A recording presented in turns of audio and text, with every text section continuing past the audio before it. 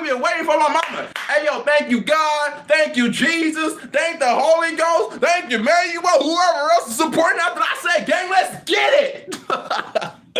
All right, the hype is done. What's up, y'all? I gotta calm down. I ain't trying to, use my damn throat and stuff like that. You know what I'm saying? I'm not trying to use my voice. You feel me, though? Oh, shit. I mean, excuse my language. I've been cussing. I mean, I'm not been cussing, but, like, you know what I'm saying? That's what I'm saying. Like, I gotta bring the energy down. You know what I'm saying? Because I'm not trying to be all hyped up. Because your boy is trying to, like, lay back, watch him some YouTube. You feel me? Type. But I'm here, though. What's good? Oh my God, I'm lit. God is good. I don't care what nobody say, for real. Woo! And it is an honor to do this, period. Okay, thanks. Why me walk through? Why me walk through? No, though, on those times when it's time for me to end the stream, though, honestly, though, I'll be posting videos. But that's only when it's time for that time to post, though. I'm not talking about, like, any given time, I'm just going to end the stream, you know what I'm saying? But, like, that's towards, like, my posting section and stuff like that, you know what I'm saying? But, hey, yo, shout out to my boy, though. Subscribe to the channel and stuff like that. The audience said they want to see Jante. I'm here, baby. What's up? What's good with it? Type shit. Excuse my language. Sorry. Okay. All right, I'm trying to calm down. I'm not trying to be too hyped up right now, bro. I'm trying to go downstairs and not kill myself. You know what I'm saying? Type. So, yeah. I'm downstairs, bro. I ain't gonna lie. I was jamming earlier, though. I was doing a whole lot of stuff, bro. Honestly. Need to put this damn phone in the charger. Watch my damn food channel and stuff, honestly.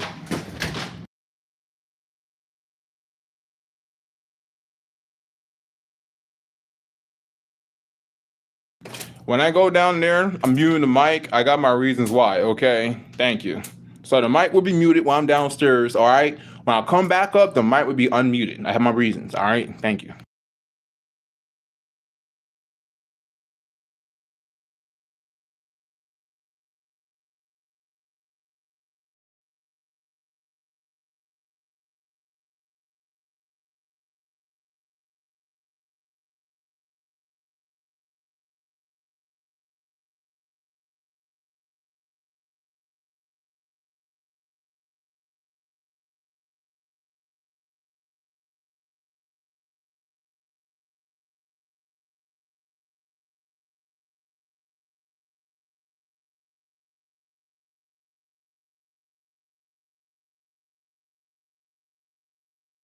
Hey, yo, keep it straight, though. I'm going to be back upstairs, though. I'm just going downstairs, make me some food. I'm going to unmute the mic when I come back upstairs. I got my reasons why, okay? Appreciate y'all.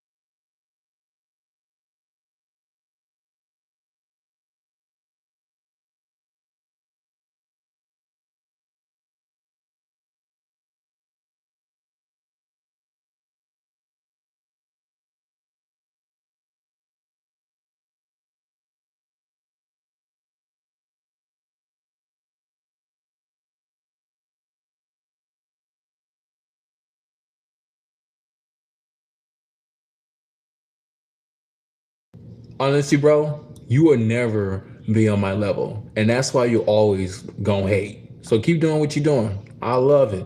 Cause you know why? While you doing that, I'm going up. Remember that. And when I get up there, I'm up there. And you are gonna be down here. Okay? Keep it up. I love it. I already know who it is. Okay? It's not working. You cannot slow me down on my subscribing count, on my support, and the love they giving me on my channel and some more stuff. Okay? Stop hating.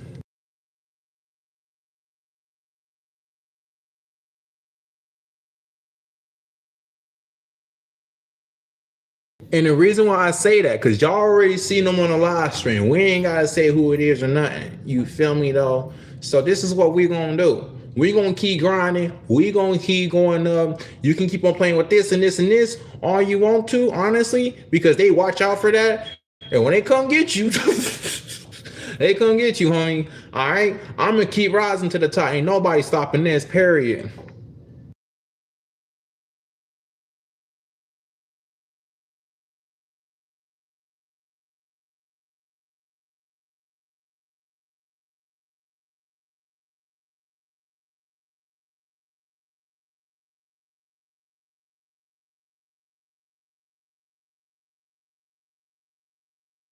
What's up, fam? What's going on with you? What's up? Do not mind me, y'all. I'm just talking to somebody because this person just keeps playing with the likes and all this other stuff. Keeps trying to sabotage my stuff, keeps reporting my stuff and some more stuff. And it's one person. It's one person. This message is for you. You don't bother me no more. I'm not focused on you no more. It's all me. You can keep trying to do all the agitate things that you want. You can keep trying to do everything that you need. But I want you to know now, in that meantime, while you doing that, I'm grinding. While you doing this, I'm grinding. While you doing all of this stuff right here, I'm grinding. I'm keeping my word with God. Jesus, the Holy Ghost, man, you will preach it, all right? Keep playing. And you say you a man of God and God working on you? Nah. This is what he working on with you. The wall. What the fuck you talking about? Stop playing.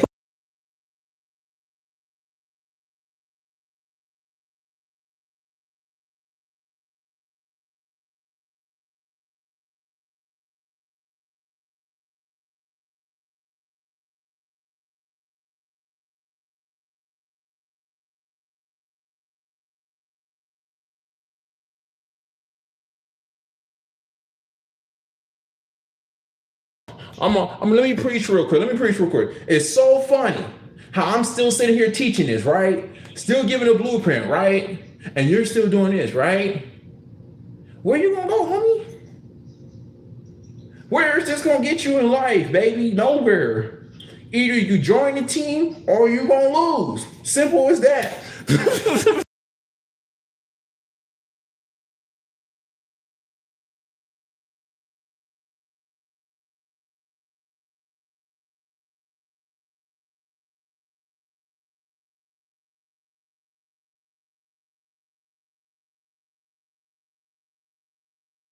I'm not even gonna talk no more. I'm just gonna put the work in. It's silent time now. Let's see how you like me now. When I hit 10K, when I hit 20K, when I hit 30K, and you still gonna be doing the same stuff to me. When I hit 40K, when I hit 50K, a million subscribers, 2,000 subscribers. I'm not even gonna notice you. YouTube small channel gang in here.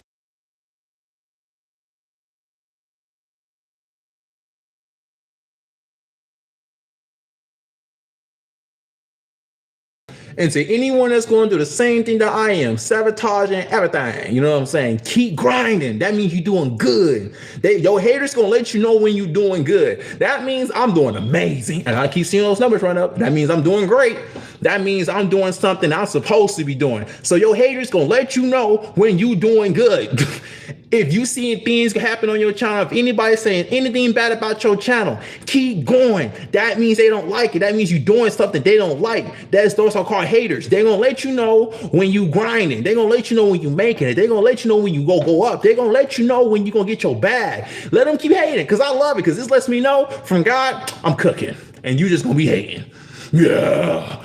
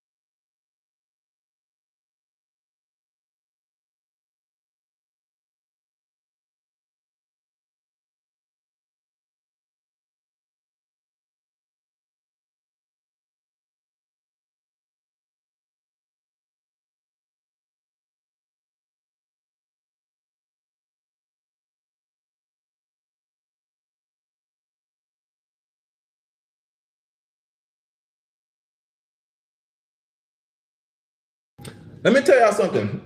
When you have your TV turned that loud, you're really effing up your ears. You know what I'm saying? I want you to know that, dog. You're effing up your ears unless you got some headphones on mysteriously, right?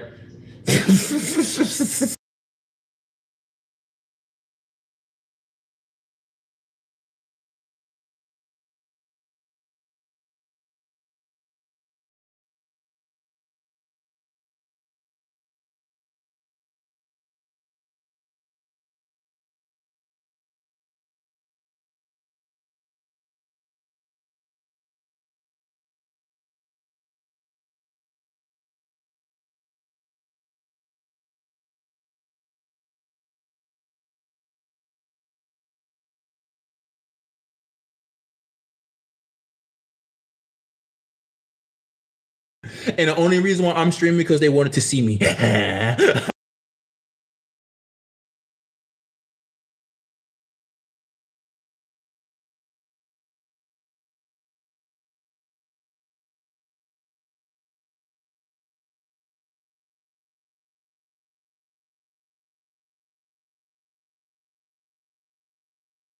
All right, channel. Here's our prediction. Our prediction is we're gonna go upstairs and he's gonna finish this challenge. He's gonna eat this food.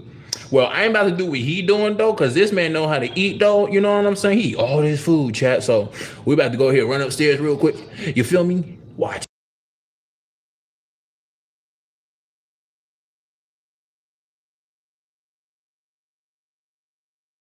Shout out to my supporters. Hello to my haters.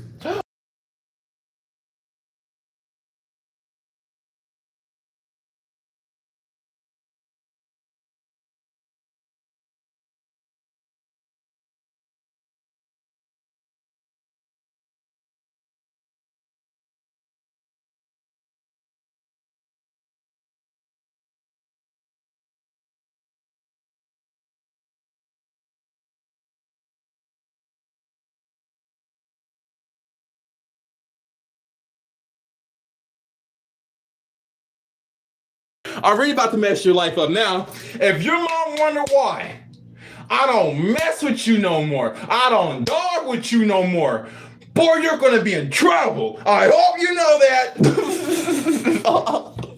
I hope you know that. That's why I don't trip. Cause you ambushing yourself. What the Bible say? Let them walk and ambush themselves. Exactly what you doing. Cause it's gonna be one day your mama not gonna be in this world. Oh, it's gonna be hard for you, buddy. It's gonna be crazy. Cause I know some stuff. You know what I'm saying?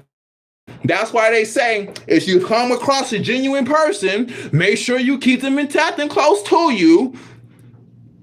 Cause you go through something one day, and your mom and your daddy, your auntie, your grandma, your cousin, your sister ain't there to save you, you gonna be in trouble. So, when your mama tell me, congratulations on the highest goal of my life, I'm going to tell her straight up. I don't like your son. He's the devil. He keeps doing what he's doing. Okay?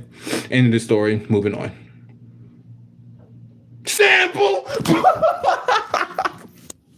Sample ain't too easy, too hard for me, okay? Shit.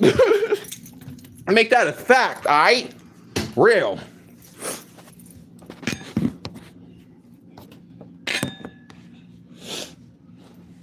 Let that be known for the one time, okay? Shoot. I'm still focused on myself. I'm just letting that stuff be known because what's my therapist told me, don't be taking nobody with you. That's gonna be stabbing you in the back, not supporting you, trying to drag you down to their level, you know? So, you know, this is why I made these certain announcements. It's called freedom of speech. You know what I'm saying? So, because I know you're watching and you're kind of like low-key harassing me at this point, but I don't care. But I want you to know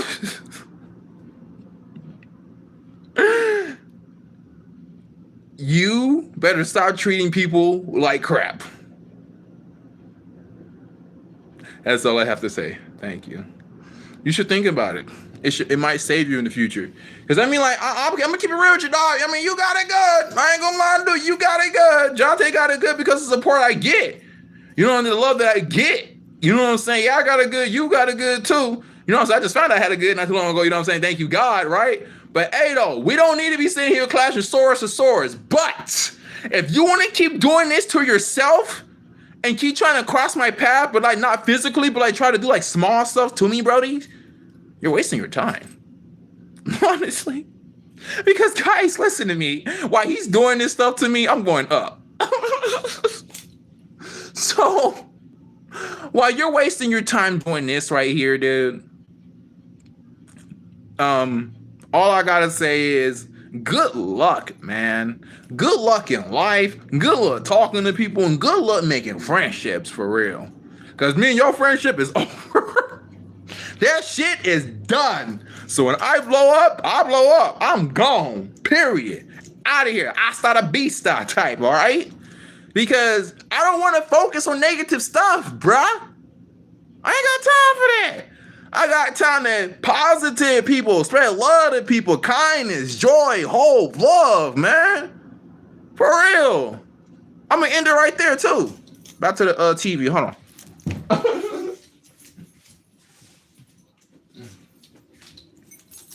My thumb's stuck. Hold on, chat. Oh, okay, we good now. We good. But yeah, we on here to spread love, man. That's all I'm gonna say. That's the end of the story. I'm done talking. We on here to spread love, man. That's all I'm gonna say.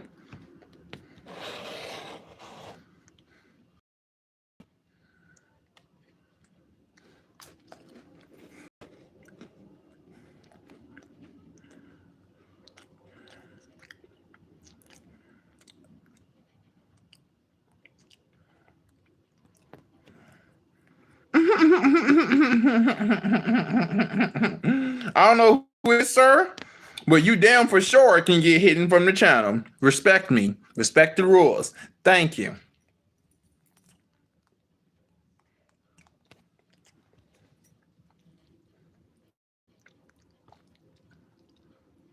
I mean, like, if homie keeps sliding my way, y'all, honestly, I'm not gonna keep saying nothing no more to be real with y'all and stuff like that. Homie keep sliding my way. That was my last conversation. And speaking of him, you don't exist to me no more. Your breath don't even acknowledge no more. Like, you're done to me. You're dead to me, brodies. Real, you don't exist to me no more. You're done. You're dead to me. Thank you. Okay. Back to TV.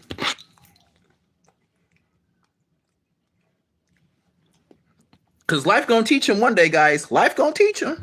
I know it is. It taught me the hard way. Oh my God. Did it teach me the hard way? For real.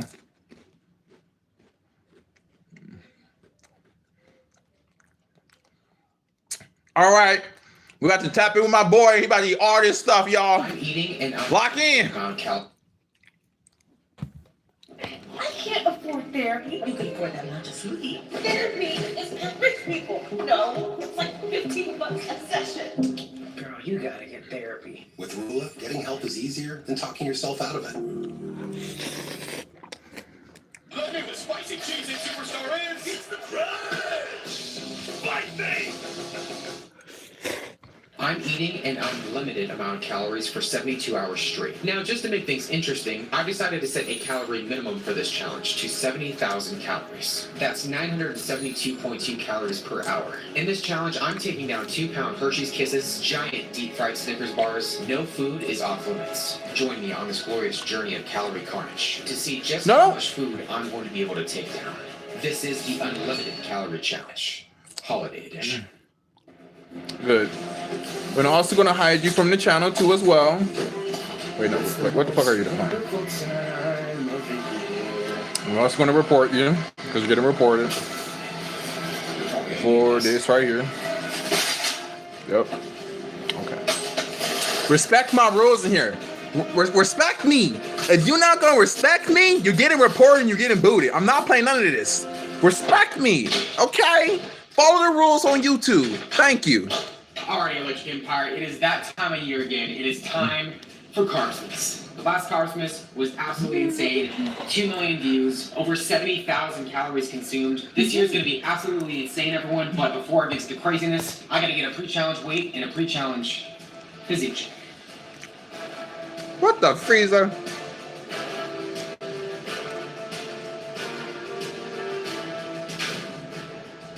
He must have really like.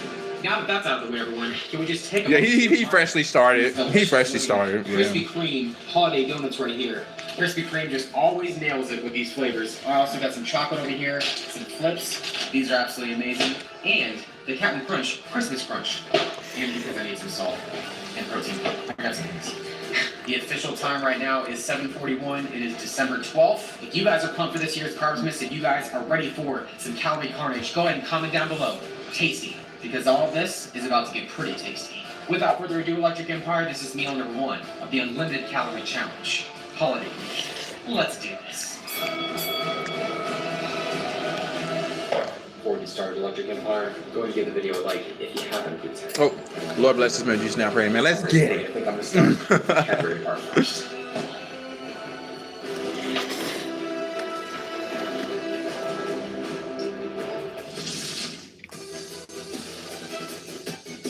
Those are amazing. Coffee crisp. Noodles, fire. I love it.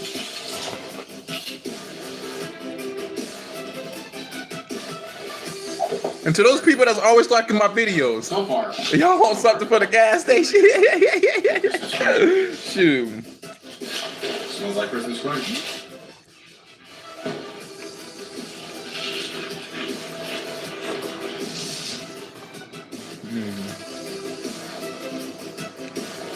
Just in case you guys were wondering, there's literally no difference between regular Captain Crunch and this one. Just thought I'd let you know.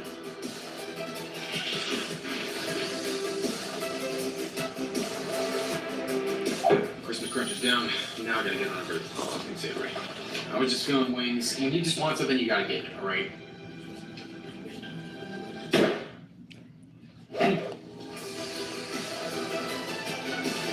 I mean, you was skinny when you started this.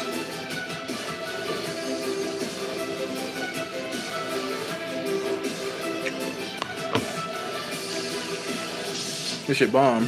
For real. Well, our wings are down. Thank you to my supporters. For real, for real. Thank y'all so much. Just guess what? Thank you, for real. I appreciate y'all. Every single last one of y'all. Thank you, for real. You know why? Y'all are the goats. For real, for real. Because they're flipping delicious. Bet you weren't expecting that joke, huh? I got a lot more coming for you. Get ready for it. Oh, God. He said you got a lot of jokes coming for us. Get ready for it. I'm like, oh. What do you got? Well, our flips are down.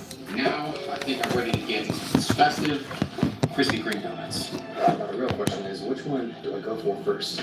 This is a new donut I've never seen before. I don't even really know what's going to be inside, but it's got a penguin on top. That looks really, really cute. And by the way, can we just show some love to Krispy Kreme down below in the comments for not only just creating amazing donuts, but for creating amazing donuts for me to consume in all these calorie challenges. So, Krispy Kreme, I love you. Let's see how this tastes. Woo! Yummy! Oh! Yummy.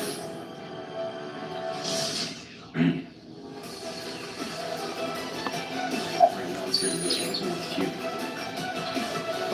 These are just glazed donut, but glazed donuts are amazing, especially when they're from Krispy Kreme.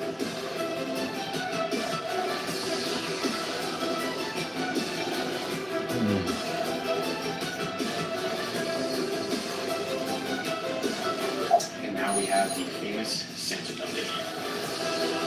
Chocolate on the inside. A little bit lacking on the filling, but you know what, Krispy Kreme? It's all good. I'm still gonna eat this anyways. Hey, yo, this is when he was, what? How old is this video, Captain? 4 years ago. What are we doing? Hey, yo, baby, gangsta, hold on, Captain. Hold on. Hey, there we go. Hey, did we already watch that one? Yeah, we did. We're gonna watch this one. Excuse me, my bad, chat. School's out, heading into halftime. Yogurt with 6 grams of protein. This is good.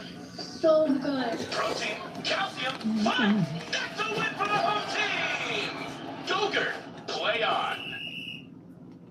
Hi guys, I'm Quinlan Blackwell, and this is my MAC lip combo. Liner. Chestnut. Yash lipstick. For the next 7 days, I'm attempting to finish the diets of the world's heaviest people. Starting with Barry Austin, who ate a staggering 26,000 calories per day. I'm hungry now, but by the end of this week, I have a feeling I won't. Rule number 1, I have to finish each person's diet before I can move on to the next one. Rule number 2, I can't control whose diet I'm eating next. If you're wondering who is controlling it, you'll find out shortly. Rule number 3, I have to get Google. a minimum of 33 pounds this week. Somebody get in the diet. I'm in a diet. I'm in a diet. Somebody clip that. Shoot. Tasting great. But what I didn't know was that this delicious carbonated drink was going to be the bane of my existence. Because Barry drank 12 liters of Coke. I'll be right back. I gotta go over to my notes. Top of the challenge already. This was going to be the icing on the cake, or should I say the syrup on the hash brown. After finishing off half the platter, I'd already made it to my second 2-liter. But this was only the beginning. It's like I'm painting a picture of shimmering maple deliciousness. Call me Pablo Picasso, baby. After finishing off the last of the bacon and the sausage, I took down the rest of the hash browns and the bread. The last of the Coke. My neck though, right? In this part, guys, I like to turn the TV off. I'm not the TV off, the light off. Man, I had to run over. Because who likes to watch TV in the dark though, right? That's a vibe, honestly.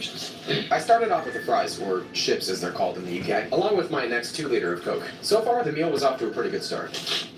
Because we chilling. It was time to bring a little bit more flavor to the party. I don't know what kind of sauce this is, but I'm gonna find We're gonna out. find out. It's ranch. It is good ranch. Fire. So far, things were going great. Well, for now at least. All right, fish and chips number 1 is down. I'll pick that up later. I got back to work and started on the next order of fish and chips. I dedicate this meal to all my British subscribers. And only a few minutes later, meal 2 was complete. Fish and chips number 2 is complete. I am kind of cooked out right now. I feel like that's probably not the most family-friendly thing to say on this channel, but you know what I mean. I have a second 2-liter in here that I was supposed to finish, so I'm gonna have to figure out what to do with that. For the next few minutes, I chugged this Coke like I was trying to set a record for fastest time to destroy a pancreas. Number 4. And that's when things turned in a different direction. Oh man. I have had way too much caffeine and sugar today. After recovering from my sugar crash, it was time for the final part of Barry's diet. For this, I headed over to this fire Indian spot for the next meal. Well, everyone, it's almost 7 o'clock, so you know what that means. Oh my god. As I got to 2-liter number 5 for the day, there was only one thought on my mind. I hate you so much right now. Well, can you give a little ASMR action? Even though I was ridiculously full at this point, this curry was so delicious that my fullness almost didn't even matter. Yeah, I gotta say, this is some tasty curry. But regardless of how good the food is, flavor fatigue is always bound to set in eventually. Which I was reminded of only a few bites later. With only 4 plates left, I decided it was time to strategize. So I started making myself a little curry burrito. There's probably a formal name for this, but all I knew was that this tasted delicious. As I finished this plate, In other words, more it curry was than fire. you. But with the finish line in sight, the last thing I could do was stop now.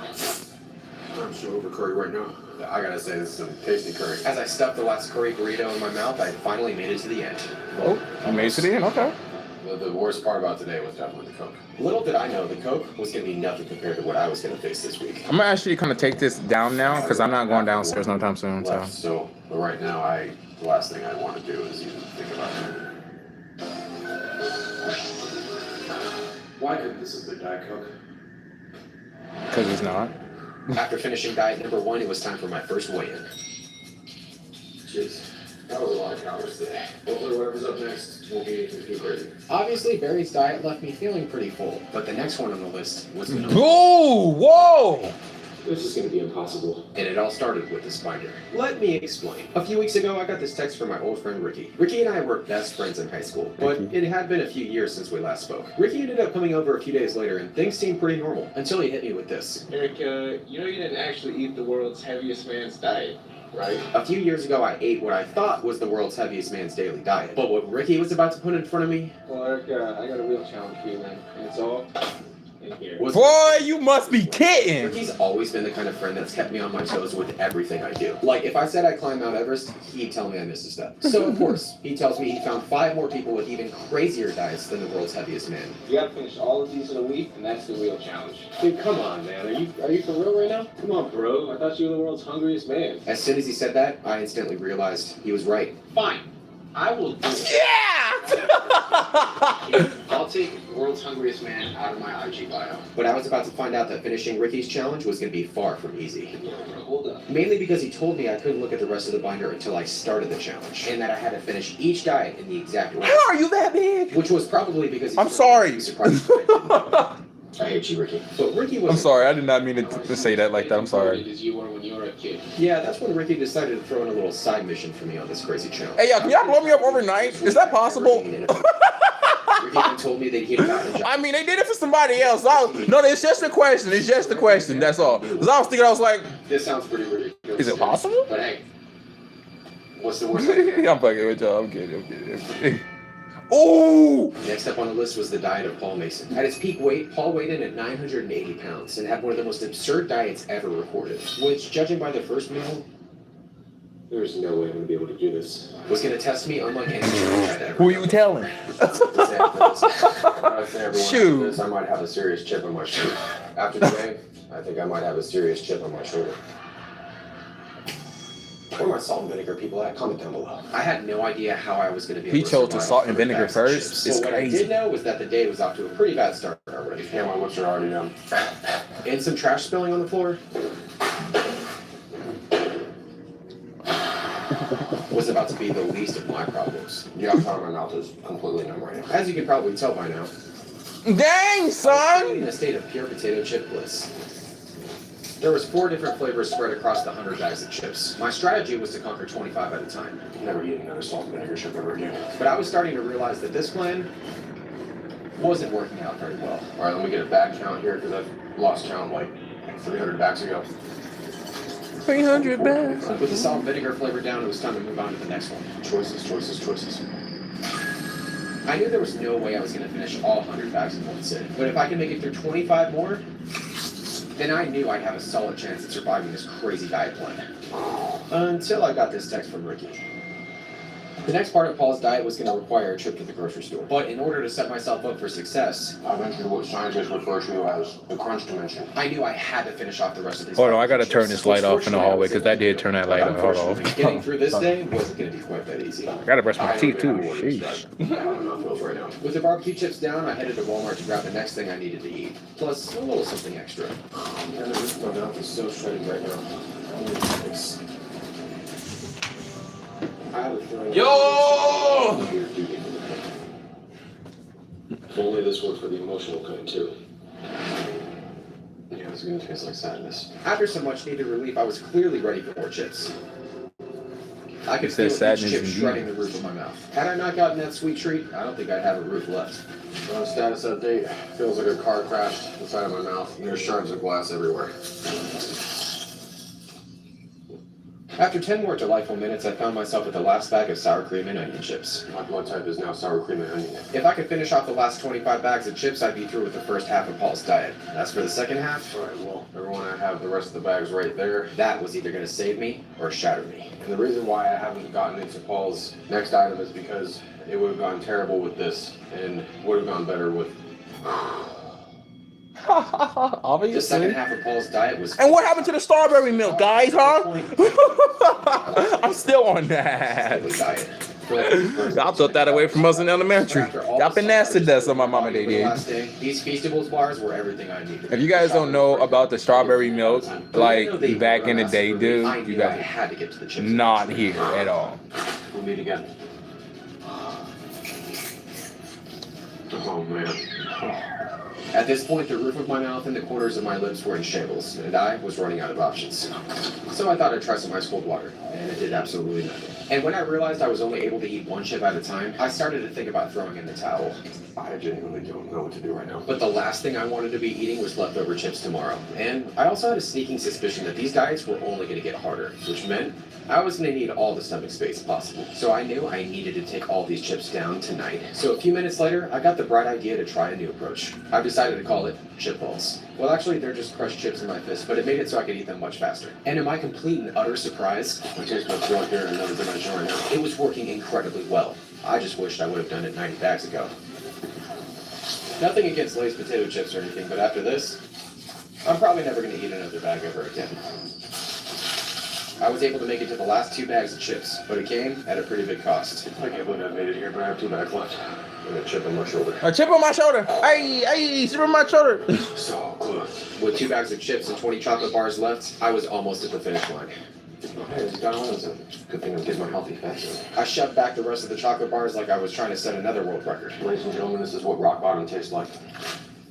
And it's lightly salted. In terrible life choices.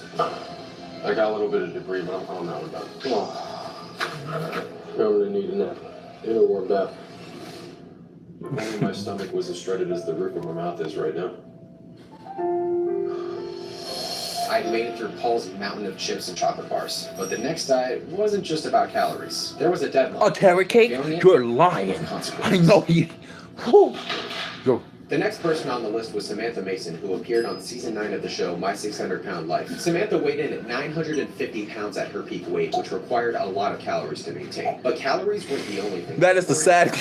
I'm lying, man, for real. You have to punch to a whole new level. Yo. Hey, that's the this person online. So she ate 120,000 calories a day, but what she ate was really nice. So Ricky went on to say that he found a thread on Reddit that analyzed Samantha's 140-pound weight gain while she stayed in a hospital, which came out to be roughly 20. You were gaining weight still in the hospital He eating? gave this information to ChatGPT and asked it to analyze Ain't this all some meals stuff? My God. Crazy work. which For real. was going to be incredibly difficult to finish. But what he did next was going to make this challenge a whole different game. Yeah, once we're on FaceTime, I'll go ahead and text you the first thing. Alright, when Ricky's text came in a few minutes later, I wasn't all that worried. At least it's not 100 bags of chips. And then he texted me this. This challenge has just got taken up a few notches. I have to finish everything on this meal plan today before midnight, or else Ricky's telling me he's going to add another person's name to the binder. Well, you know what, Ricky? If you're watching this, which I know you are, I am going to finish this meal plan. Just so Samantha didn't have any chips on the meal plan. The first stop. Remember, he said he is Second going stop, Jack in the to- Box. I hate you, Ricky. The first order of business from this massive pile of fast food was 6 jumbo breakfast burritos. Oh. And since I hadn't drank Woo. a large Coke, Oh. the first bite of the breakfast burrito was surprisingly really good. Maybe today wouldn't be so bad after all. I'm just so glad Wait she's not for a it. potato chip. Burrito number 2 went down easy, but the next one called for a little something extra, so I added some salsa. I was probably playing with fire by doing that, but hey. Oh, Lord. Mm. Yeah, I'm not sitting right here. I can't. Maybe it was the Yeah. sugar or the caffeine. Well, actually, probably both, but I was feeling I'd be like way at the back center down there, guys, at the bed though, honestly. Back in business, baby. obviously the sugar Like was coming in. straight over there. But with time ticking away, I knew I was going to hit my wall eventually. So I decided to throw something else in that would give me a little bit more motivation to keep eating. I'm gonna issue a little challenge within the challenge. If I'm able to finish everything on this diet plan by midnight tonight, then you gotta subscribe. Hold on 1 second, Got it Chad. already. But if I This can't, stream is going to stay like this. It's not going to turn off very sad. until I have to post some videos, of With course. the stakes But high and the challenge set, I moved on to the crispy McNuggets. That had some sort of weird sauce, but I was able to finish off the box. Unfortunately, the crispiness of these nuggets brought back some pretty bad flashbacks. Right, these McNuggets are a little too crispy. Even though the roof of my mouth wasn't too happy, I continued on anyways. And I'm glad I did, Just take a moment of silence for the cookie. because the sweetness of this cookie was everything I needed.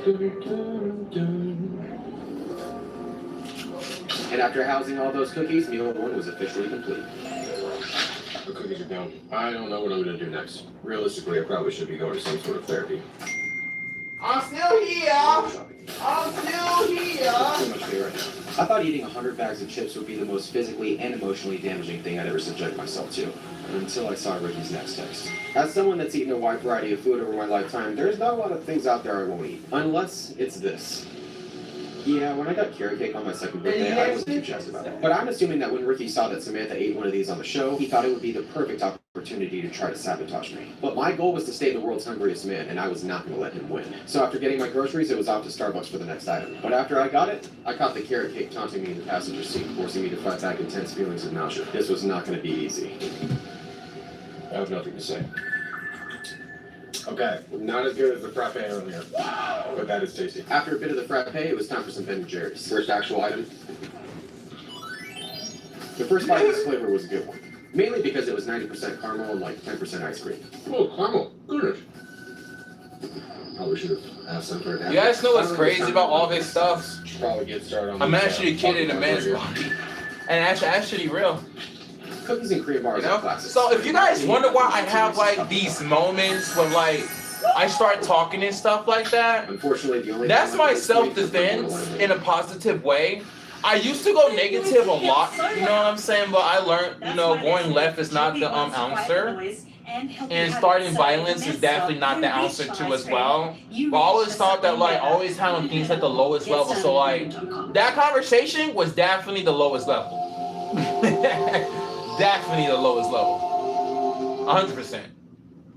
Not every ingredient I ain't makes saying the nothing cut. wrong. I don't think I Only did. the crispiest greens, juiciest steak burgers, and freshest No, toppings no, that make it part into Freddy's I new You know, protein-packed but steak burger you bowls. guys, You missed the spot. Yeah, right there. Perfect. he acted up. This might be the What only I'm delivery saying, service the thing I that actually feels shared. And I like to call This is freedom of cooking, speech. and if you're someone who wants delicious food That's my without having excuse. to worry about Freedom of grocery speech. shopping, cooking, and cleaning, then you're gonna love this service because all you have to do is heat up the meals in the oven or microwave. And the best part is new users can get meals for only $6.30 at the link in my bio. They partnered with some of the best chefs in the world like Chef Marcus Samuelson to design meals that have the same taste, consistency, and quality you'd expect at their restaurant. This week I ordered some of Chef Marcus' most popular dishes like his smoky And you guys want to know what's the absolute crazy part about this whole thing right here too as well? Chef Marcus is an 8-time I don't care how many people are in here. I don't care how many likes I get. I don't care how long I've been live. This is just a hobby to me. You know what I'm saying? It's a hobby now. Because, guys, I don't really play video games on my phone. You know what I'm saying? I don't really do nothing on my phone. Just watch YouTube all day, honestly. So, you know, one of my dudes hit me up. They were like, why don't you just stream? I was like, you know, that's a good idea. I really ain't doing nothing, though. So I was like, I'm going to stream. So I started streaming, you know. And, you know, that's when the BS came my way. So, you know, I am sorry if I, you know, have a speech about something, right? Because it came my way. You know what I'm saying? I know I don't have to entertain it or nothing like that. But can just let me say it for the one time. That's all. I'm not gonna say it again. You know what I'm saying? Like I'm working on this thing where I just say like one time, not say it again. You know what I'm saying? So all that stuff was already said like one time. Hold on. I saw it, there was only one thing left to do. So yeah, all of that stuff was only said for the one time. You know what I'm saying? Because I don't want to keep saying this over and over and over again because it's literally gonna go nowhere. But like if I can have freedom of speech just for the one time, you know what I'm saying? That would be freaking golden, honestly. You know what I'm saying? So, yeah, you know, I said it, what I said, and I do not take it back. And I said it, what I said for the one time because it came my way. And, you know, it ended right there. Simple as that. Okay? So, yeah. Could have been anything else besides carrot cake. Anything else. Why am I back here? Can I get one caramel frappe, please? Gotcha. Anything else today? That's gonna be it. Gotcha. Go forward. Thank you. Thank you.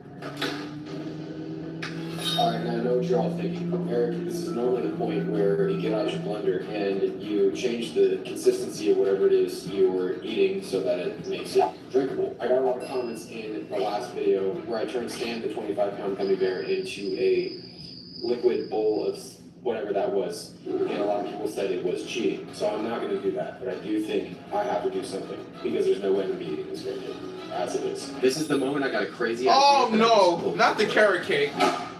Oh. I was hoping that if I froze the carrot cake, then maybe it would become like a popsicle, and I wouldn't taste it as much when I tried to eat it later. Now I just got to eat the other stuff. Oh my god. With midnight fast approaching, I moved on to the donuts. It just tastes like sugar at this point. As I was starting to get fuller and fuller, Hot Pocket time, I knew I had to keep eating. They're ice cold. As I ate my uncooked Hot Pockets, I continued to spiral downward. Oh man, it's bringing back flashbacks. I'll pick that up later. The crunchiness was part of the worst, and it only continued to get worse. But since it wasn't 100 bags of chips, if I have to eat another chip in this challenge, I swear I'm good. I was able to finish them off and move on to the next item, which fortunately was soft. I saved the best for last. You're probably thinking to yourselves, Eric, what are you talking about? Why would that be the best? It's because these nuggets are going to be eaten with some wow sauce. At this point, I was outrageously full, but all that remained after these nuggets was one last item, which if I couldn't finish, then another person's diet would get added to the binder. The only thing left is that travesty of a carrot cake, and I have no idea if my plan is going to work. Well, everyone, it's as frozen as it's going to get. Oh, dude, it's not even frozen at all. Thinking it was going to be like a popsicle, right?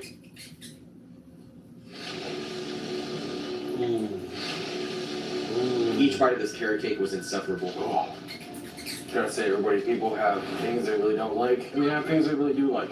This is not one of the things I really like. It's only one way it's going down. I held out for as long as I could, but I knew this wasn't going to go down without a little bit of help. I got some good old peanut butter to mask the taste. And guess what? It still tasted awful. But it was helping just enough to make progress. And with only a few minutes left in the day, I just had one last thing to say. Ricky, I hate you. I never ever want to relive that experience ever again. Alright, so here's the deal. I ordered the shirt just in case I was able to finish everything on the diet plan today. Just got the wrong size. We'll see. After conquering Samantha's diet, I was over halfway done with the challenge. Unfortunately for me, though, my stomach was destroyed. Sorry, everybody. Well, it's day 4. I'm officially halfway through this challenge. I'm ashamed to admit that I had nightmares last night about carrot cake. Imagine being a grown man and having nightmares about carrot cake. With how horrible day 3 went, I was pretty afraid to open the binder. And with all the calories, sugar, and fat I had just put in my body, I felt like I was starting to go crazy. All right, everybody, it's time for a mid-challenge consultation with the fridge. Fridge, being completely honest, what do you think of my current mental state at this moment? Not shit. Speak louder into the microphone. Yikes. Even though my goal was to gain weight for this challenge, I was massively bloated. So I called in some backup. What the heck? I feel slimmer already. I did a little bit of reading to revitalize my mind and shift my focus away from all the food I had just eaten. After that, I had a nice walk with my dog Apollo, and then it was time to check and see what my progress was on my side mission this week. But what I was about to discover was completely unexpected. Everybody, it's past the halfway point, so now what I'm going to do is weigh myself, see how much I've gained. As I was about to weigh in, something in the corner caught my eye. At first, I didn't think much of it when Ricky presented me with the binder, but him choosing to include this specific photo of us had a much deeper meaning than I originally thought. You may not know this about me, but I've had my fair share of weight struggles throughout my life. A few weeks after this photo was taken, I found myself at the doctor's office for what I thought would be a routine checkup, but what actually happened would dramatically change the rest of my teenage years. I stepped on the scale and saw 215 pounds staring back at me, and at first, it was just a number. But when my doctor told me that my weight put me in the obese category for kids my age, it hit me harder than any insult any bully had ever thrown at me. For my entire life up until that point, I just wanted to be seen as someone other than the overweight kid. So with that 215-pound number etched in my mind, I walked out of that doctor's office that day with a mission to lose as much weight as possible. And roughly 11 months later, I had lost about 90 pounds. After the weight loss, that number never really left me. It became more than a number. Like, subconsciously, I would think if I ever found myself back at that number, I would be that overweight kid again. But now, in this very moment, as I saw myself creeping back towards that number, I was starting to wonder, what if after all this time, it was just a number after all? But this moment of reflection didn't last very long, because not only was the next diet the biggest so far, failing it meant losing the entire challenge. All right, you guys, it is day 5. I'm actually feeling pretty rejuvenated today, so it's time to get back to the challenge and see who's next. I didn't know it yet, but what was going to appear on the page after this one was going to turn the next 24 hours of my life into total chaos. What is in my stomach right now? Today's a beast. Finish or pay, because if food's left by the end of the day, 2 more names are on their way. With 2 more names potentially getting added to the binder if I couldn't finish the next meal plan, Ricky was clearly pushing me to my limits. Especially because the next person up on the list was Kenneth Brumley. Kenneth was featured in the documentary Half Ton Dad. At his peak weight, Kenneth weighed in at an estimated 1,035 pounds. Ricky's challenge was quite the surprise, bro. but he was You're insane if you're that like that, bro. He's honestly, it's crazy.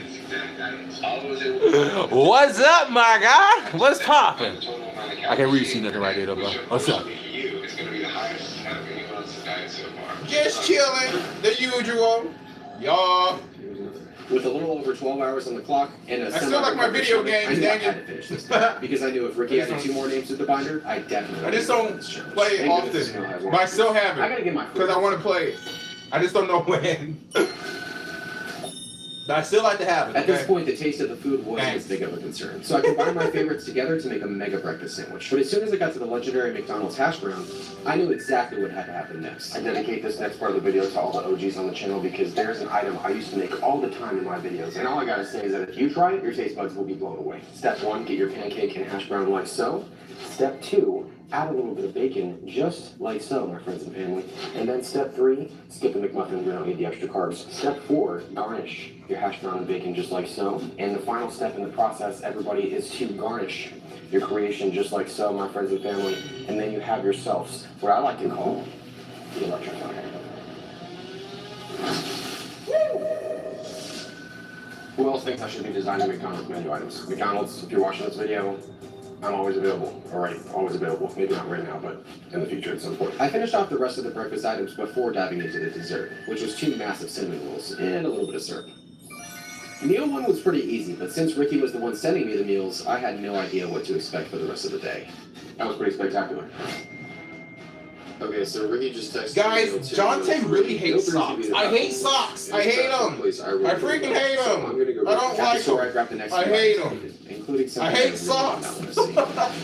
I I swear, I'm gonna be freaking wearing sandals when I go viral, bro. You will not see me wear socks. I promise This is you. gonna be going. I'll be a into sockless my, freak. which I Shoot. find kind of hilarious and slightly ironic. As usual, I started on the thing I was least excited to eat. And in this case, it was the Doritos. My mouth quickly paid the price. You guys gotta comment down below. Are you team nacho cheese or are you team Cool Ranch? I powered through the rest of the chips using my shaker cup as I went. This Coke was the last thing I needed. And even though the roof of my mouth was back to being in shambles, the Doritos were done. I'll pick those ones. Next, it was onto the Snickers bars, which I made quick work of. If this all wasn't enough sugar already, what I had next was going to be the icing on the cake. That is a Hey, that's the same powers I got. of Nice. American junk food. I don't even know if exemplification is even a word, but I just had to say it. As I worked my way through these Pop-Tarts, the extreme amount of caffeine and sugar was starting to do crazy things in my body. Whew. As I shoved the second to last Pop-Tart back into my mouth and sipped the remaining Coke, what happened next, I still can't fully understand. Woo! Oh my goodness. I don't know what about that meal was incredible, but your boy is officially locked in. To the videos, everyone, when I get officially dialed in, my pancreas has been seasoned, my organs, my stomach, everything inside of my body is saying, Eric, please, for the love of God, stop eating. That is when I get locked in. Target's been identified.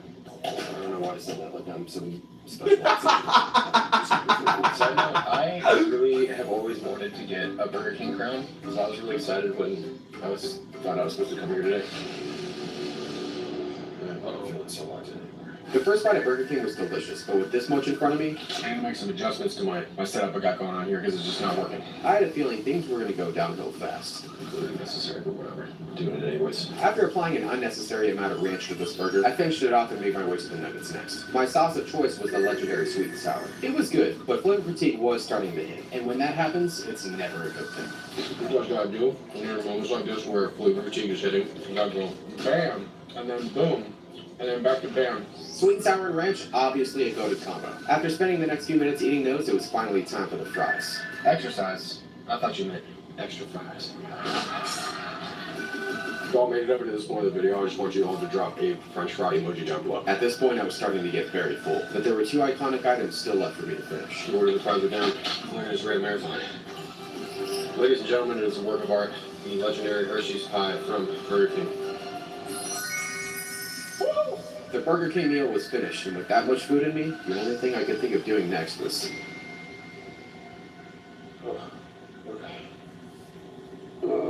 Time to go grocery shopping. Okay. You'd think Walmart would be concerned about the amount of times I'd visited this week. I'm disgusted with myself right now. Yet here I was again, and I was being stalked. Oh my god. Too soon. I don't think I've ever had a zebra fish before. It tastes like sugar at this point. Right about now is when I started feeling all those calories catch up with me. Ugh. Even these smaller items were becoming incredibly hard to finish. Uh-oh. I literally feel like this guy right here. Like this is me. I finished off the M&Ms, but the next item for sure is going to be good for my digestive system. Peanut M&Ms are down. This last item, I feel like can really not make things very good right now. But you know what? Let's go. When you're injured in an accident, here's our promise to you. You'll always take home more than our fee. That's simple. Golightly and Associates, 222-3333.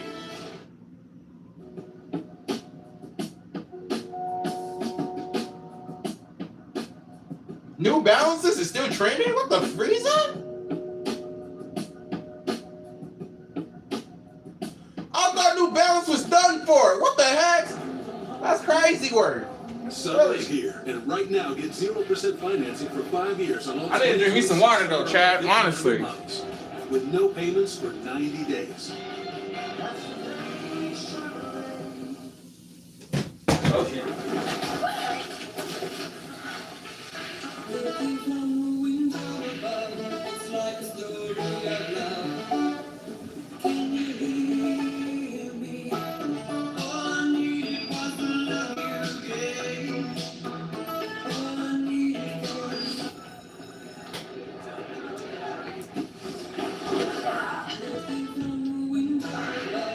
I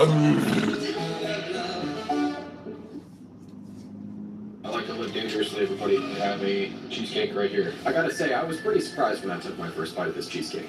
They're not bad for a Walmart cheesecake. But things quickly took a turn for the worse. Oh, man. Each bite of cheesecake felt like a literal brick was going into my stomach. But with midnight fast approaching and more food after this, I was almost at the finish line. I just had to keep pushing. Cheesecake is down. I wish I could say that today is over, but unfortunately it is not. Damn. Can't believe I made it through almost 5 days of this. That will be me tomorrow morning. I genuinely did not believe that I'd made it to this meal, but the end of the day was finally in sight. Besides, what harm could yet another food item that scratches the roof of my mouth do? Yeah, it turns out the bacon on this pizza was a little bit too crispy. At this point, I wasn't sure if my mouth would ever fully recover from this challenge. The bacon is crunchy, and the roof of my mouth is still raw. Shortly after this, I realized I'd forgotten to bring an item to the table.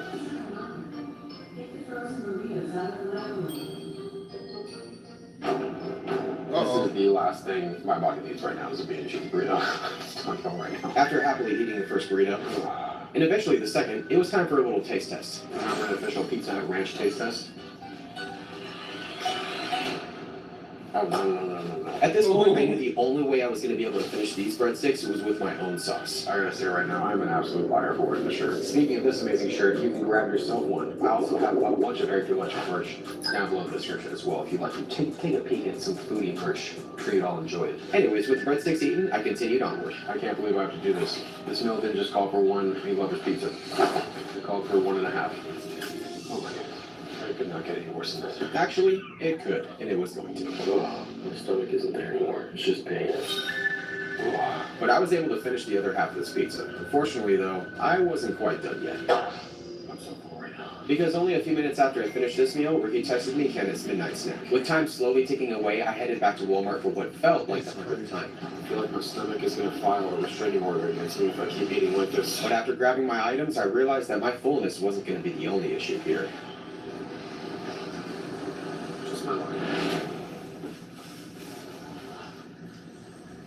And then on the way home, Lord Jesus.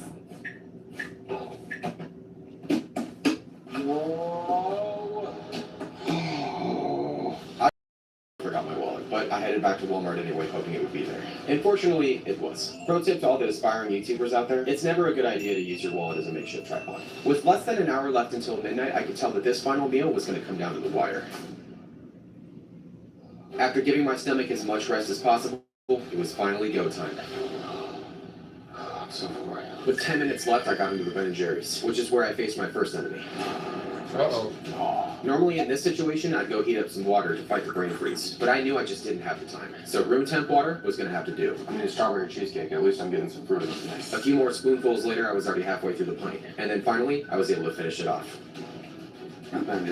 With a little over 6 minutes left, I had 2 PB&J sandwiches to finish. At this point, everything was over, but all that stood in the way between me and victory was one last PB&J sandwich. No words can describe how full I was at this point. What is in my stomach right now? The only thing I could do at this point was move around to try and help digest some of the food. My body's saying yes, but my mind is saying no. With less than 2 minutes left and only a quarter of the sandwich remaining, Over a minute left. I knew this was going to be close. I stuffed the second to last bite into my mouth and checked the clock once again.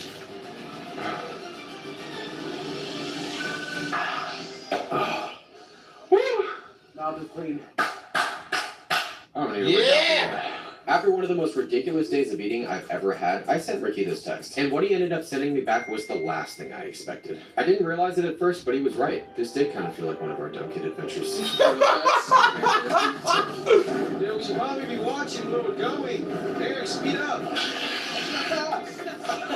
Only this time, the stakes were real. One final diet was all that stood between me and the end of this challenge. But with 2 days to finish it, I felt confident I was going to end this challenge with a W. Little did I know, I was going to need every second I could get. Oh, we've made it to day 6. Since Ricky said there's 5 diets, that means I have 1 more to go. I'm gonna find out who's up next, unfortunately. The next name in the binder, Donna Simpson, someone who actually set out to become the world's heaviest woman. Donna's meal plan was so outrageous that it not only made national headlines, it made all the meal plans I'd eaten this week look like appetizers. And unfortunately for me, I had no idea what I was walking into. He said these were going to be more difficult than the world's heaviest man's diet. Alright, well I guess it's time for some mashed potatoes. What do you think about boxed mashed potatoes? What if you do the box? Regular, like That's gonna make me potatoes. Really? Hey, at least this is like the softest meal of the week. Whew. Not only were the potatoes super soft, Oh my god, come back, that's great. they were the perfect food to start the day off with. I feel like this is missing something. But since they were just plain mashed potatoes, I needed something to bump up the flavor. So I decorated them with some factory cheese. This feels like the first challenge of the week that the roof of my mouth actually approves of. But even though this meal felt like a win, the victory was short-lived because of what showed up on my lock screen next. Looks like I gotta go shopping again. I headed back to the store to buy some bread. 5 loaves was a lot, but it was still pretty manageable. Little did I know, this was only the beginning. You know, a lot of people have watched these videos I make for many years now, and they always ask me, Eric, do you ever think you'll give up carbs? And I always say the same thing, over my bread body. After my incredibly hilarious joke, I got back to work on the mashed potatoes. I'll never look at mashed potatoes the same after this. I was able to finish them off, The mashed potatoes are done. but I still had bread left to eat. More butter, more better. After eating the bread and butter like a civilized human being, I decided to take a little bit of the outside out and make my own butter pocket. From the way I saw it, I was so close to finishing this challenge. 3 loaves remaining. But I was in for quite the surprise. No more butter. Well, at least not that kind of butter. I searched the pantry for something to help me take down the rest of this bread. My mouth is annihilated. Even the top of the sourdough bread was bothering my mouth. Little did I know, that was about to become the least of my worries. Oh man, the bread is filling me up. I hoped that making some classic PB&Js was going to get me to the finish line, but I was starting to hit the wall, which meant I had to think of something fast. I dedicate this entire meal to all the gluten-free people watching, because I wish I were you right now. I don't like to do it because honestly it's pretty disgusting, but dunking bread in water softens it up and makes it way easier to eat. Final loaf. A few minutes later, I finally cooked the local box and made it to the end, or so I thought. They didn't say it had to be pretty. It just had to be done. I always come out on top. Always. You've got to be kidding me. At this point, I could barely think straight anymore, but it was off to the grocery store once again. Lord G, turkey! Yo! But sheer ridiculousness was about to unfold in front of me. I said the word dude in the span of 15 minutes more times than I'd ever said in my entire life. Not only was this an expensive grocery trip, but I now had an entire feast to prepare. So I got to work and spent the next few hours cooking. I decided that since I had one more day left to complete the challenge, I'd be going all in tomorrow. But before I did, there was one big question on my mind. Honestly, I feel like I'm full enough to be at the weight goal, so it's time to see if I'm actually at the weight goal. 213. I hadn't seen that number in years. And tomorrow, I had a feeling it wasn't just my stomach that was going to be tested. No fucking way! Football team. Out of thousands of food challenges, this was the biggest meal I'd ever been in front of. Looking over the massive spread of food across the table, I decided to tackle the thing I disliked the most. Excuse my language! I made quick work of the stuffing and started diving into the ham. But only a few short minutes later, I fell back into a food coma once again. After a break, I was back at it a few hours later. The entire challenge had come to this, and I was determined to finish this meal by any means necessary. But each bite was becoming harder and harder to eat. As I continued on, one big question started to form in my mind. How could anyone eat this much food in a day? So when I came back to the table an hour later, I found out the answer to that question for myself. And to say I was shocked would be an understatement. When I first saw the title of the article, I was pretty skeptical. 30,000 calorie Christmas feast. And then I saw this. 2 hours sitting? Yeah, and I'm the Queen of England. Either Donna was the best professional eater in the world, or that article mistakenly put 2 hours instead of 2 months. Either way, I felt defeated. I'd made it to the final boss in the craziest challenge I'd ever attempted. But ultimately, Ricky was right. This really was the challenge I couldn't finish. But in my eyes, there was just one last thing I had to do. I started this week at 184 pounds, and as I stepped on the scale, I weighed in at 218 pounds, the heaviest I've been in my entire life. When I first started this challenge, I expected I'd feel those old thoughts of insecurity again if I came close to even hitting this number. But in this moment, I felt okay. And in a weird way, being over that 215 number didn't bring up those old feelings that I expected it to. What I gained this week wasn't just weight, it was perspective. And I wasn't the only one who changed. Donna ended up losing over 100 pounds and decided to prioritize being a mom. And Kenneth also lost over 100 pounds after appearing on Halftime Dad. Samantha Mason lost over 320 pounds and continues to share aspects of her weight loss journey on social media. Paul, he lost over 650 pounds and had one of the most dramatic weight loss transformations ever recorded. Nice. Gary Austin, the man once called Britain's heaviest, eventually lost over 300 pounds. They lost weight, but they found something greater: power over their own stories. And while I may not have finished the challenge, ultimately I gained something much more meaningful: peace with who I've become. And if 15-year-old me could see where I am now, I think he'd be pretty proud. As for Ricky, well, it turns out there was still one more memory left for us to make. I couldn't finish it, but I did hit the weight goal though. Oh man, no, you technically failed. I'm just impressed. At least I've got food covered for the next few days. Well, bro, there's one last thing I think we should do before you leave.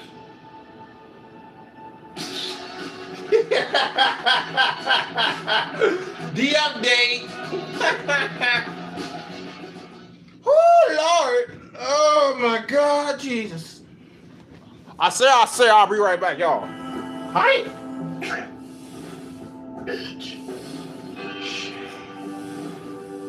Trim, edge, and shave with Philips Norelco One Blade. One tool for all you need.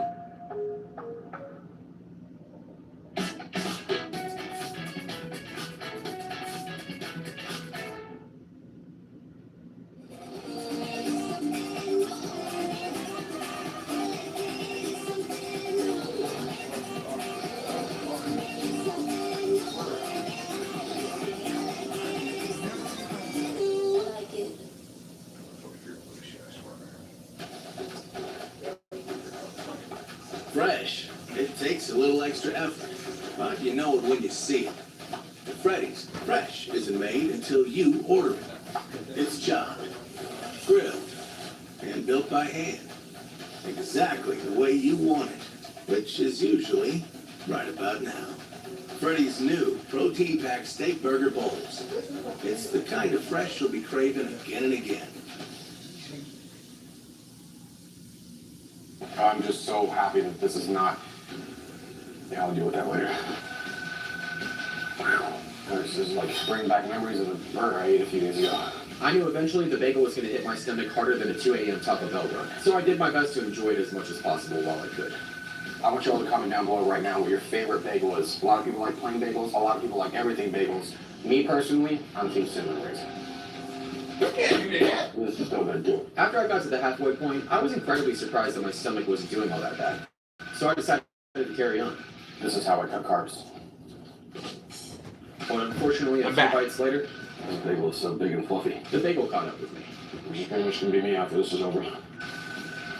Well, everyone, both my stomach and my intuition are telling me I gotta chill out right now because this bagel is very dense. It's a lot denser than I thought. Plus, I have those pickles and the rest of the Nutella to finish before midnight, or else whatever I get next has to get more stuff added to it. After walking off roughly 100 calories out of the 10,000 I'd just eaten, oh god, I fell asleep on the couch for a little while. After waking up and realizing how full I still was, I knew that considering I had the rest of the Nutella bucket left, along with half the bagel, I was going to need a strategy. So I decided to bring out the warm water. Liquid is crucial in food challenges because it can soften up hard food items and make them easier to digest, and this bagel was a perfect candidate. I decided to shift my focus to the remaining ham and eggs and save the bagel for last. But after I started on them, I knew I had to get the pickles out of the way as soon as possible. I'm just gonna do it. If you guys are still with the video, drop a pickle emoji down below because I'm about to subject myself to pickles. As I expected, this was horrible, but thankfully, I had something on hand to reawaken my taste buds. It's time to cleanse that disgustingness out of my mouth with some WAP sauce. Even though my signature WOW sauce does make every meal memorable, the fact that I was still eating one of my least favorite foods on earth was kind of a downer. Resort 3638, I hate you. But shockingly, I was able to not just finish off the rest of the ham, eggs, and bacon, but the pickles as well. Ladies and gentlemen, for the first time in my entire life, I can actually say that I've eaten a jar of pickles. This is the only time in my life I ever want to say I've done that. But now, it was time for the hardest part, the dense, doughy bagel. I'm gonna warn you all right now, what you're about to witness is not gonna be pretty, but food challenges aren't always glamorous. The water from earlier was meant specifically for one reason, dunking. At this point, my taste buds were completely non-operational, so that being said, oh man, this bagel is so dense. my only focus was to finish this bagel by any means necessary. No, I'm just eating slower and slower and slower. Not only was my speed slowing down, but my brain was as well. This bagel is literally something that's, yeah, it's really big. I can't even think anymore. I don't even know what I'm saying. I don't even know where I am. Well, everybody, I have made it through 25%, if not more, of the bagel. About 9:40 right now, which means I have a little bit over 2 hours to get this down, along with the leftover Nutella. What I'm gonna do is lay on the couch like a beach would. At this point, I was beyond full, and when I say that, I mean it. You're looking at 37 months. Lord Jesus! Baby like no other. And to make things worse, I still hadn't emotionally recovered from the Nutella that I ate the night before. I spent the next 20 minutes trying to convince myself to sit down and eat, but with no strategy, I just couldn't do it. I finally thought of something I hoped it was going to work. 68 grams. I figured since dunking the bagel in water would help soften it up, I could use milk instead and finish the leftover Nutella. Hope that you're going home. And as I took my first bite, I realized it was actually working better than I thought it would. But with less than 10 minutes left, I was going to have to put the pedal to the metal. Oh gosh. While finishing the bagel was the goal from the very beginning, Just like everybody, the bagel is down. The only thing that remains is freaking Nutella. I now had to eat the one thing I feared the most, straight up Nutella. Oh, it's gonna be rough. Like 6 minutes left. This spoonful of Nutella hit my taste buds like it was a spoonful of wasabi. But with only a few bites left, I was almost done with the bucket. This is so sweet. I don't even know if I'm still in the same dimension anymore. And even with the odds stacked against me, I managed to finish off the Nutella and get the win. I'm all that done, everybody. With less than 2 minutes to spare, this challenge is complete. Oh my sweet goodness. I'm never gonna look at Nutella the same after this. I bet. The next day, I woke up after the worst night of sleep I've had in a long time, and also with a really bad stomachache. Oh, man. I really hope there's nothing wrong. But there's something today.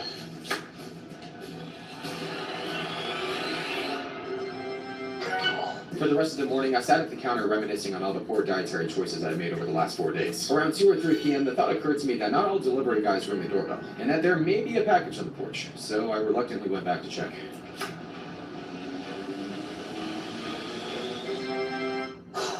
As I'm sure you can imagine, my taste buds were pretty confused at this point. And you might be confused as well if I were to tell you that I was currently on my way to McDonald's. Yes. But for something you might not expect. Hi, can I get one medium Diet?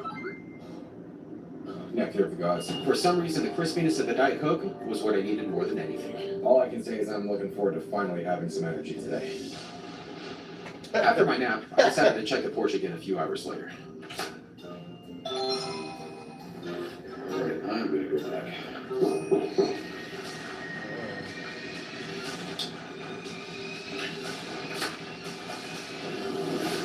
Dang, son.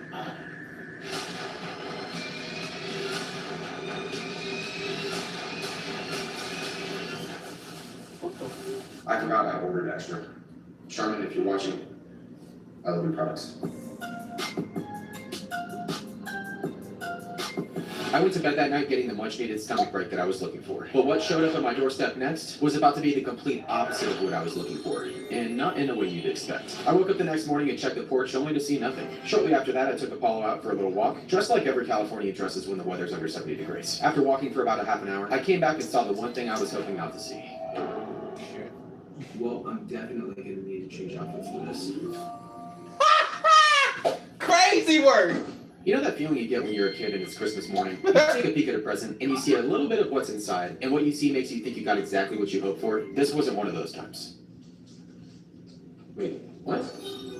The giant Oreo cookie sounds amazing. I wonder why it asked me for milk or dark chocolate. Item number 5, a giant chocolate Oreo. And Oreo is so big it's about 50 times bigger than a regular Oreo. Gotta be honest, everyone, I'm a little disappointed. I thought this was gonna be an actual Oreo, but I haven't had quite enough chocolate this week. So why not have some more?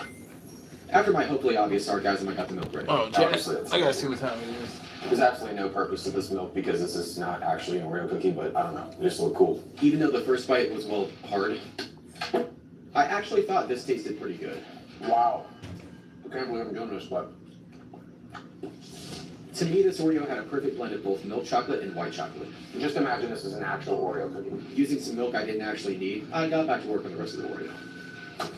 Which, as you can see and hear, was about as hard as a rock. Then a random thought occurred to me as I chewed through more of this hard chocolate. You know, a lot of you watch these challenges worried about my health, and I actually have to let all you know that I'm doing cardio right now. Chewing burnt calories. Only a few minutes later, I was already halfway through the Oreo. Right, halfway through. This is a lot of chocolate. And even though I was more chocolated out than I had ever been in my life, Well, all I can say is that my blood type is now chocolate. If anyone needs me after this, I'll be in my own self-induced existential sugar crisis somewhere over there. Or when the giant chocolate Oreo is complete. But seriously though, if anybody needs me, and after that, I decided to check the porch again. Uh-oh. Well, it's just after midnight, and as of now, I have officially made it halfway through this challenge. And I would just like to say I'm a very full human being. I also never want to look at another piece of chocolate ever again.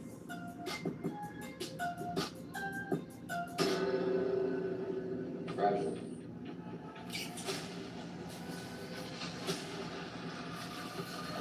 I did not order a pizza. Uh-oh. Well, on the plus side, at least I know exactly what I'm going to wear for this.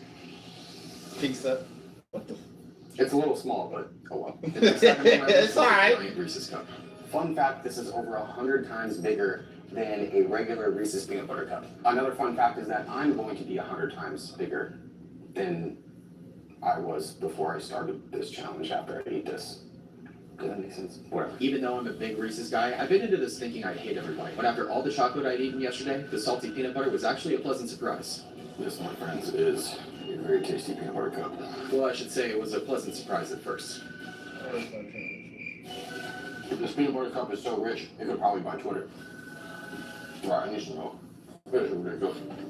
Dude, you've got to be kidding me. Not having any milk during a challenge like this was like diving into a pool with no water in it. Remember to stay hydrated, everyone. Also, don't ever do anything like this. If I actually finish the rest of this, I feel like I'll legally become half Reese's. I finally managed to get to the last quarter of the Reese's, and when I noticed the time was only just after 3, I decided that finishing it off as early as possible was the best thing to do. Since it's still a little earlier, and I desperately need some milk, I'm gonna go run some errands, and also try to forget about what I just put in my body. As I enthusiastically went back to the store, I ran into something I wish I wouldn't have. After that, I got my hands on some fat-free milk. But when I got into my car, reality set in. That's a very unsettling reminder that I should probably stop eating. After filling up my tires, I was looking forward to relaxing for the rest of the night. But unfortunately for me, the day was far from over. I feel like the people at UPS are probably starting to think I'm crazy.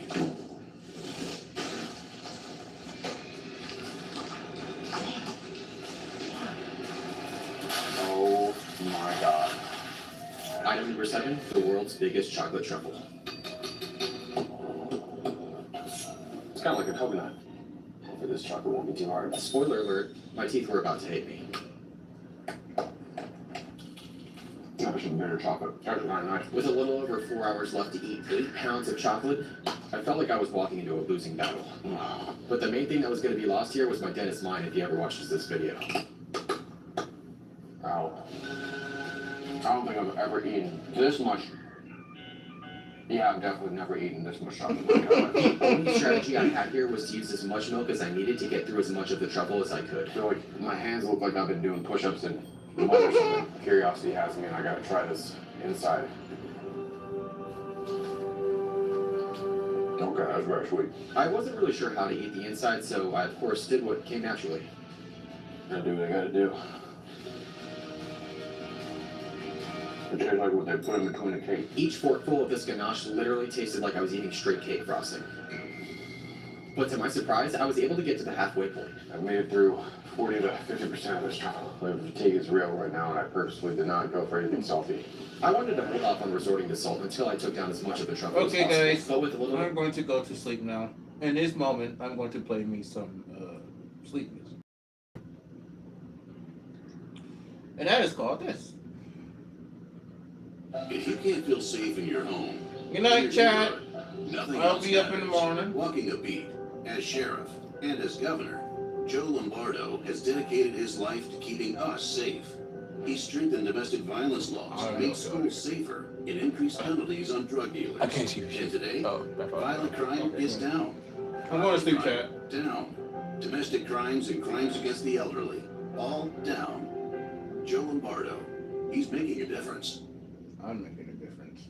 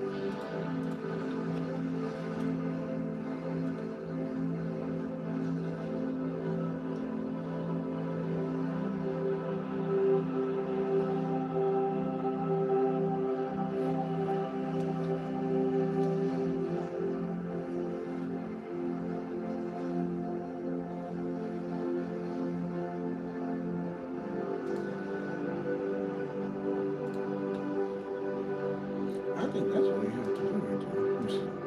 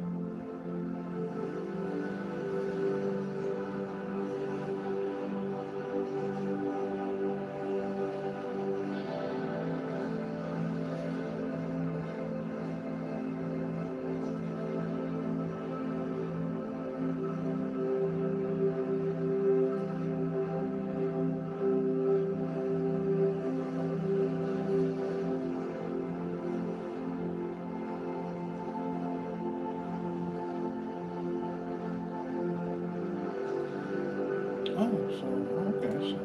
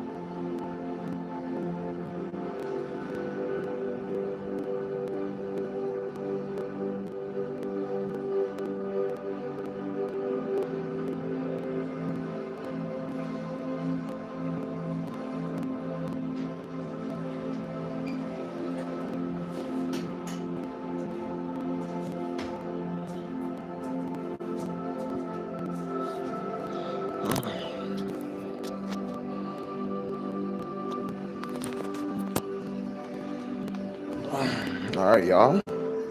I am going to make some content. I'm gonna be right back. I'm gonna put the live stream again. Make some content. Then we'll put the live stream back up. Be chilling. Chop it up with y'all and stuff like this. I'll be right back.